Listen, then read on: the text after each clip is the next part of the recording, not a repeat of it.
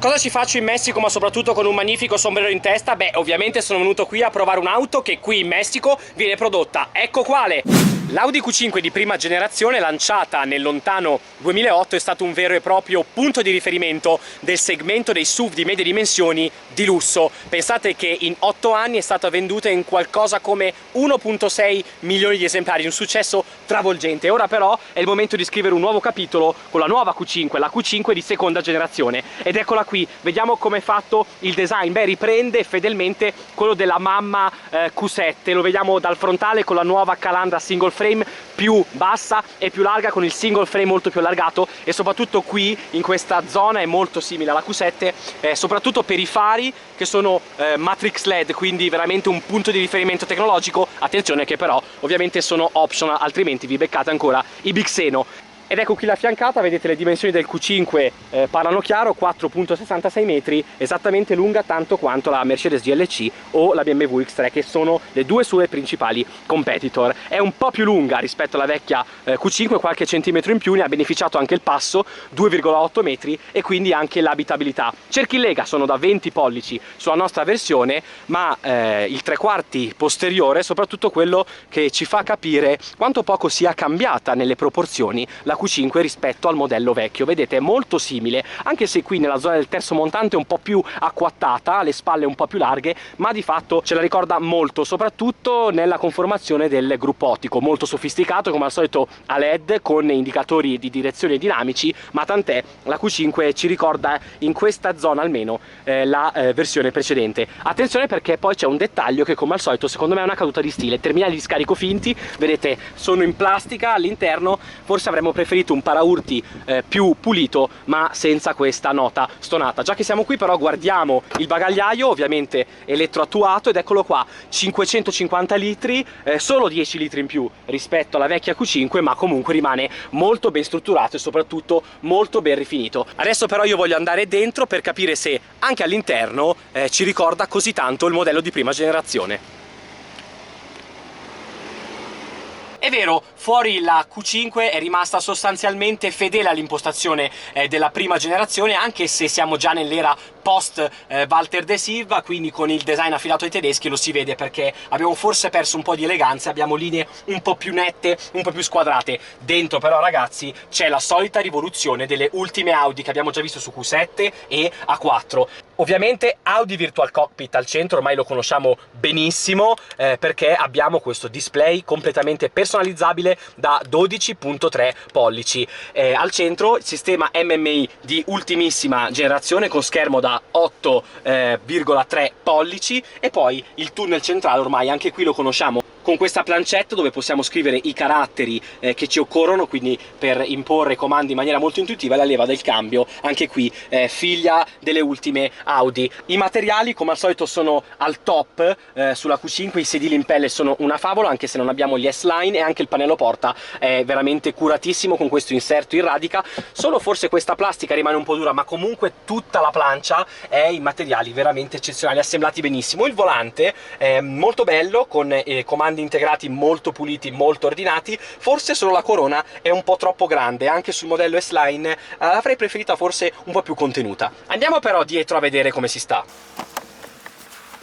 Il leggero aumento delle dimensioni ha migliorato anche l'abitabilità posteriore, soprattutto anche se siedo una persona molto più alta di me davanti, vedete, c'è uno spazio vitale molto buono anche per la testa, anche in caso di passeggeri molto più alti. Bocchette di ventilazione con comandi dedicati, addirittura sedili riscaldati. Attenzione però, solito tunnel molto invasivo, qui ovviamente si nasconde sotto l'albero di trasmissione della trazione integrale 4, e quindi il quinto passeggero, anche in questo caso Audi se l'è dimenticato, perché il sedile prima di tutto è molto più stretto e anche lo schienale molto più duro. Adesso però voglio andare a guidare e vedere un po' come se la cava e che novità ci sono sotto al cofano. Ed eccoci al volante della nuova Audi Q5. Per il nostro test di prime impressioni io ho scelto il motore che secondo me andrà per la maggiore in Italia, ovvero il 2000 TDI da 190 cavalli, un 4 cilindri che per me è una vecchia conoscenza, perché l'ho già assaggiato sulla nuova 4 ed è un'ulteriore conferma su questa Q5. Prima di tutto perché è silenziosissimo, non sembra quasi un 4 cilindri a gasolio se pensiamo a quanto borbottavano questi motori fino a pochi anni fa.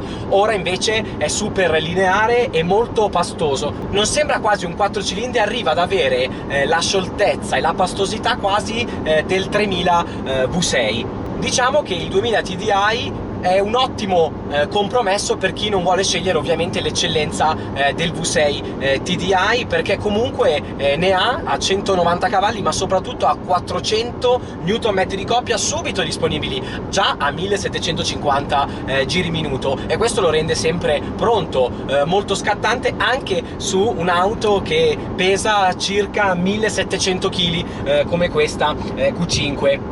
E poi ha un fedele alleato dalla sua parte, che è il cambio S-Tronic a doppia frizione a 7 rapporti. Anche in questo caso una vecchia conoscenza, lo abbiamo già provato ed elogiato più volte, non solo perché ha tempi di cambiata rapidissimi, posso anche farlo qui dai paddle dietro al volante, ma anche e soprattutto, secondo me, perché poi è la cosa più importante, perché ha logiche di gestione della cambiata molto intelligenti, cioè capisce sempre cosa vogliamo fare, se vogliamo guidare in maniera un po' più sportiva, un po' più spinta, o se invece vogliamo guidare in maniera più eco, più green e risparmiare al massimo sui consumi. Un altro alleato del 4 cilindri è l'ottima insonorizzazione di questa Q5. Già di per sé abbiamo detto motore silenzioso, ma in più il nuovo SUV Audi è veramente insonorizzato benissimo. Adesso noi per esempio siamo in autostrada a velocità codice, circa 130 km/h, e non c'è alcun tipo di fruscio aerodinamico, praticamente anche il rumore di rotolamento degli pneumatici è molto contenuto, quindi veramente complimenti agli ingegneri tedeschi, perché dal punto di vista del comfort acustico hanno fatto davvero un lavoro eccezionale. La nuova Audi Q5 nasce sul pianale modulare MLB per motori longitudinali, lo stesso diciamo della sorella maggiore, della Q7 o anche della A4. Arriva però un'importante novità, perché sui motori a 4 cilindri fino ad un massimo di 500 Nm di coppia, quindi come il nostro 2000 TDI, non c'è più la trazione 4 vera e propria, diciamo, per intenderci quella Core Torsen centrale, la trazione integrale permanente per cui Audi è famosa da decenni. Ora la casa dei 4 anelli ha sviluppato una nuova trazione integrale che chiama 4 Ultra, un po' più semplice ma molto più efficiente rispetto a quella col Torsen permanente. Con la trazione integrale 4 Ultra abbiamo una frizione qui alla base del nostro cambio automatico, un'altra dietro, prima diciamo del retrotreno. In questo modo l'Audi cosa fa? In condizioni normali come queste, su asfalto asciutto per esempio, la motricità rimane affidata esclusivamente alle ruote anteriori per massimizzare al massimo i consumi di carburante. Solo in momenti di difficoltà o di scarsa aderenza, in pochissimi millisecondi, queste frizioni sono in grado di trasferire gradualmente parte della motricità anche alle ruote posteriori. Un sistema quindi più simile a quello che abbiamo visto con altri costruttori, ma che sicuramente garantisce un risparmio di carburante non indifferente. E poi comunque in off-road ci si può permettere qualche libertà in più. Certo, non siamo su un vero fuoristrada, quindi dimenticatevi passaggi assurdi, perché ovviamente siamo sempre su un SUV, però questa trazione integrale vi aiuta magari sicuramente a sentirvi più sicuri quando guidate o forte o su terreni sdrucciolevoli, sul bagnato o sulla neve, ma anche a non avere troppe difficoltà quando mettete magari le ruote lontane dall'asfalto, per esempio su strade bianche, come abbiamo fatto un po' noi.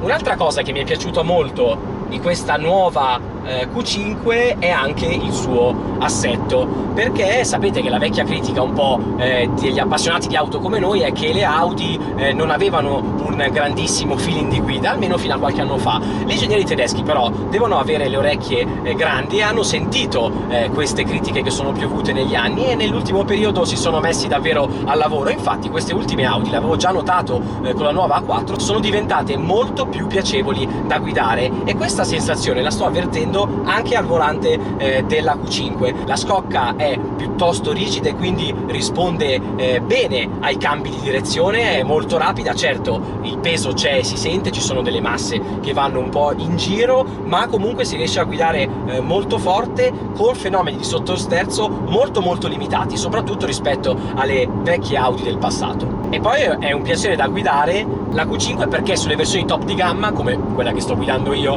adesso si possono avere le sospensioni adattive ad aria. Anche in questo caso le abbiamo già viste su tanti altri modelli e si confermano una bellissima possibilità, soprattutto in Dynamic. Quando mettiamo la modalità di guida più sportiva, l'auto si irrigidisce e diventa molto più reattiva. Attenzione però, perché allo stesso tempo, per esempio nei lunghi trasferimenti autostradali, in comfort abbiamo veramente una comodità di marcia, anche per chi sta dietro, veramente eccezionale. Filtrano tantissimo. Quello che invece mi ha lasciato un po' più perplesso è lo sterzo, non solo perché trovo la corona, almeno per i miei gusti, un po' troppo grande, ma anche perché in certi frangenti non trovo la consistenza che vorrei. Per esempio in Dynamic vorrei forse un po' più di consistenza, mentre in Comfort lo vorrei un po' più molle, un po' più rilassato. In compenso però è piuttosto veloce e questo è sicuramente un merito, perché ci fa sempre capire abbastanza bene dove andiamo a mettere le ruote. Per quanto riguarda i consumi di carburante, direi che siamo nella norma, non ci sono grandi sorprese.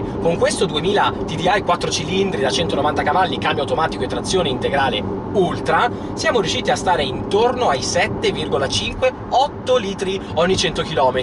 Insomma, non male, anche perché non ci siamo molto risparmiati con il pedale del gas. Sono sicuro che chi di voi sa essere un piede piuma riuscirà ad avere risultati ancora migliori. Ma è arrivato il momento di farsi anche 4 conti in tasca. Quanto costa la nuova Q5? Beh, in Italia arriva già ben equipaggiata, perché si parte da circa 48.500 euro, ma con la versione 2000 turbo diesel 163 cavalli, già con cambio automatico S-Tronic a 7 rapporti e trazione integrale Ultra.